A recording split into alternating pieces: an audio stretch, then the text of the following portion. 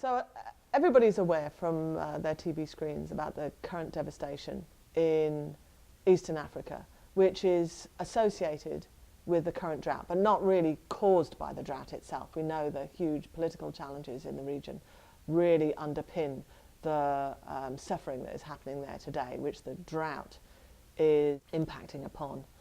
One of the things we need to consider is not only the short-term health challenges, but the longer-term health challenges. And we know that the malnutrition that is occurring in the region now, the famine that is occurring, really underpins a lot of the mortality in terms of infectious disease. People die from diarrhea, they die from other infectious diseases as a consequence of their poor nutrition and their poor immune status.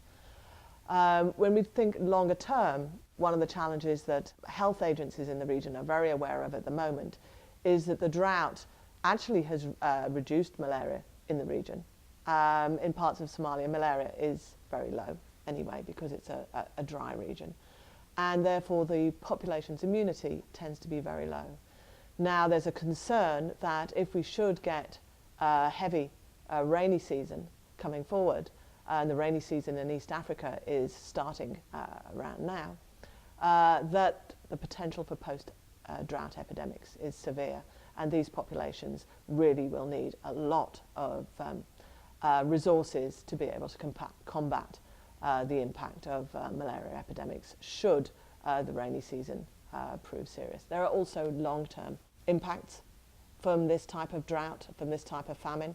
We know from the 1984 Ethiopia famine that the impacts are intergenerational, that they don't only affect the individuals and the children that are in the region now, but will affect their own children in the future.